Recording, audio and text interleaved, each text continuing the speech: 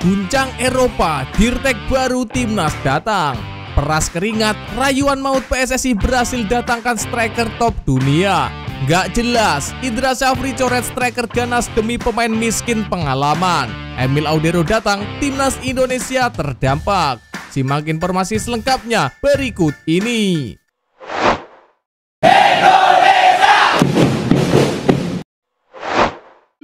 Guncang Eropa, Dirtek baru Timnas datang. Pemain berdarah Indonesia cukup banyak yang berkarir di Belanda. Ada yang berhasil namun tak sedikit yang menemui kegagalan karena satu hal dan hal lain. Simon Tamamata menjadi salah satu yang paling berhasil. Belakangan namanya juga dirumorkan akan mengisi posisi Dirtek Timnas Indonesia yang saat ini tengah lowong. Namun jika mengulik lebih dalam, bukan Simon Tamamata pesepak bola Indonesia di Belanda. Sebelum Simon berkarir dan berjaya di Ajax, ada satu pemain kelahiran Makassar, Sulawesi Selatan yang tercatat menjadi pesepak bola Indonesia pertama di Belanda. Ia adalah Jack Someru. Sosok Jack Someru sangat dihormati oleh Simon Tamamata. Si jangkung, begitulah si Simon menjuluki Jack Someru. Pemain yang berposisi sebagai gelandang itu punya keahlian ciamik mengolah si kulit bundar. Salah satu media kenamaan Belanda, The Volkskrant, menyebut Jack sebagai gelandang dengan pergerakan bola sangat anggun. Masih dari sumber yang sama, Simon sudah menyaksikan Jack bermain bola sejak usianya 14 tahun. Mutiara Asen, begitu juga julukan Jack Someru, sempat bermain di Ajax. Pemain kelahiran Makassar 1947 itu datang ke Belanda pada usia 4 tahun bersama orang tuanya. Jack kemudian tumbuh besar di daerah pemukiman Skatteberg yang saat itu dikenal sebagai Camp Westerbork. Skillnya bermain bola menarik perhatian pelatih Ajax bernama Stefan Kovacs. Ia pun ditarik ke Ajax Amsterdam.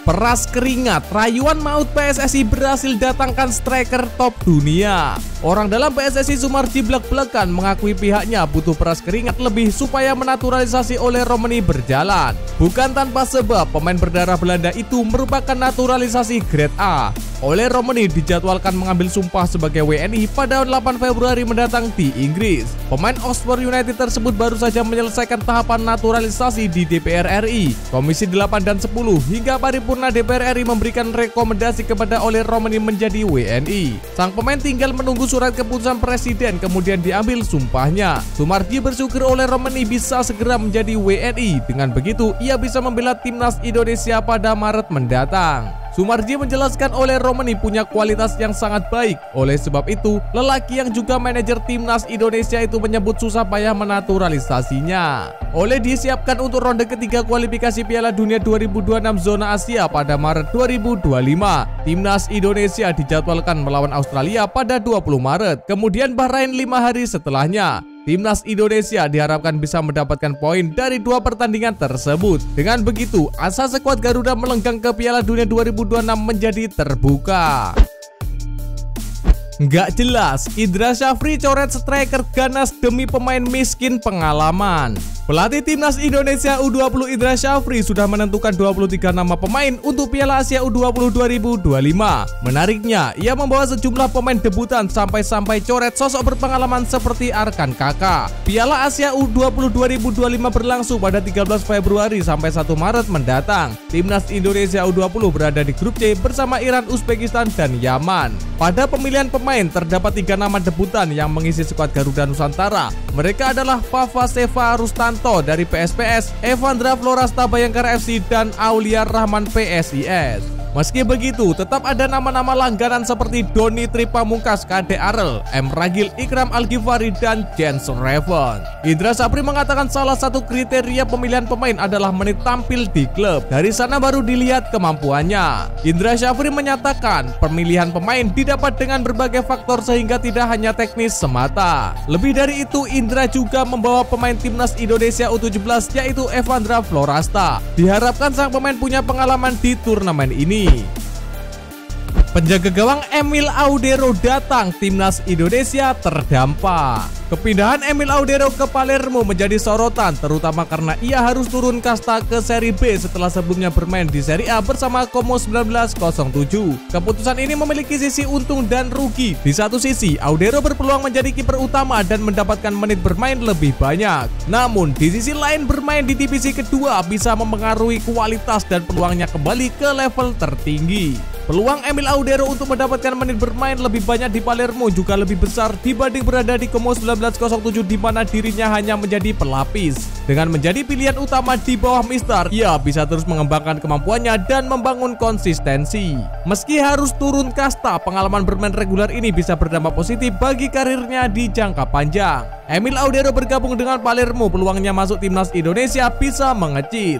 Patrick Kluivert sebagai pelatih tentu mencari kiper dengan pengalaman menghadapi lawan berkualitas di level tertinggi. Jika ia benar-benar dinaturalisasi, bermain di Serie B bisa menjadi kendala dalam pemanggilan ke timnas. Situasi ini bisa semakin buruk jika Audero justru hanya menjadi cadangan di Palermo yang akan semakin mengurangi daya tariknya bagi timnas Indonesia. Selain itu, jika Emil Audero bergabung dengan Palermo, ia akan kehilangan atmosfer persaingan di kasta teratas yang jelas lebih kompetitif. Bermain di level tertinggi seperti yang dialami Jaitzes di Serie A bersama Venezia membantu pemain mengasah kemampuan mereka. Tanpa tekanan dan kualitas lawan yang sebanding, Audero beresiko mengalami penurunan mental bertanding yang bisa mempengaruhi performanya di lapangan. Mantap, kiper Jerman resmi gabung Garuda Muda. Kiper Jason Yu mendadak ramai dibicarakan publik pecinta sepak bola tanah air. Namanya disebut masuk skuad timnas Indonesia U17 besutan Nova Arianto. Pemain klub Jerman Holstein Kiel itu bahkan dikabarkan sudah tiba di Indonesia untuk kemudian bergabung dengan TC Timnas U17 yang sedang training camp di Yogyakarta. Timnas Indonesia U17 tengah melakukan persiapan untuk berlaga di putaran final Piala Asia U17 yang digelar 3-20 April 2025 di Arab Saudi. PSSI sampai sekarang belum merilis nama-nama pemain yang akan mengisi skuad timnas Indonesia di Piala Asia U17. Namun sejumlah nama sudah dipanggil, salah satunya Jason Yu.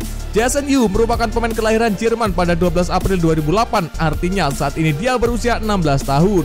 Tidak banyak informasi yang didapat mengenai sosoknya. Berdasarkan data yang diperoleh, ia saat ini memperkuat klub Jerman Holstein Kiel U17. Belum diketahui kewarganegaraan Jason, akan tetapi berdasarkan beberapa sumber diketahui orang tuanya merupakan warga negara Indonesia. Keduanya berasal dari Kepulauan Riau. Ibunya berasal dari Pulau Kelong, sedangkan ayahnya dari Kijang Kota. Jason disebut-sebut sudah bermain sepak bola dari sejak dini, yakni usia 4 tahun. Posisi pertamanya sebagai pemain bertahan di klub SV Vendersnoord sebelum akhirnya digeser menjadi kiper. Posisi tersebutlah yang terus melekat ke depannya hingga sekarang memperkuat Holstein Kiel U17. Nyata, laga sengit timnas Indonesia versus Belanda. Sekjen Federasi Sepak Bola Belanda KNVB Guus de Jong melaku peluang adanya laga persahabatan antara timnas Indonesia versus Belanda. PSSI kini menjalin hubungan dekat dengan KNVB. Hal ini membuka peluang timnas Indonesia bisa melakoni laga persahabatan dengan Belanda. Terkait hal tersebut, Erick Thohir mengatakan diskusi sudah dilakukan untuk merealisasikan pertandingan tersebut. Sekjen KNVB pun menimpali bahwa memang diskusi untuk merealisasikannya sudah berjalan, akan tetapi belum bisa dilakukan karena jadwal padat di Eropa. Sementara itu, pertemuan Erick Thohir dengan KNVB di Belanda adalah kelanjutan dari diskusi yang pernah dilakukan di Jakarta pada September 2024. Di pertemuan kali ini membahas kemitraan PSSI dan KNVB yang berfokus pada 6 hal utama, yakni pengembangan sumber daya manusia, pengembangan pelatih, pengembangan bakat pemain muda, meningkatkan jumlah pertandingan untuk timnas, pengembangan sepak bola wanita, dan kolaborasi organisasi. Bombastis, winger lincah Liga Malaysia amunisi baru Patrick Kluivert. Setelah berakhirnya era Sintayong di timnas Indonesia, peluang sejumlah pemain yang sebelumnya tersingkir kini kembali terbuka lebar. Keputusan PSSI untuk memecat pelatih asal Korea Selatan tersebut membuat kursi kepelatihan kini diisi oleh Patrick Kluivert. Dengan 4 laga tersisa di kualifikasi Piala Dunia 2026, Patrick Kluivert dihadapkan pada tantangan besar untuk meramu skuad terbaik. Beberapa pemain yang sebelumnya terpinggirkan di era Sintayong kini memiliki kesempatan emas untuk kembali membela merah putih. Dari sejumlah nama, 2 pemain abroad yang tampil impresif di kompetisi luar negeri patut menjadi pertimbangan utama. Mereka adalah Elkan Bagot dan Sadil Ramdhani, 2 talenta berbakat yang kini menunjukkan performa gemilang di klub masing-masing. Bek berusia 22 tahun ini sempat menjadi pilihan utama Sintayong di lini pertahanan. Namun setelah Piala Asia 2023, namanya tak lagi masuk dalam daftar panggilan timnas Indonesia, termasuk dalam 6 laga terakhir di kualifikasi Piala Dunia 2026. Meski sempat mengalami cedera panjang, Bagot kini kembali menemukan performa terbaiknya. Ia sukses menjadi starter dalam 2 laga terakhir bersama Blackpool FC di League One atau kasta ketiga Liga Inggris.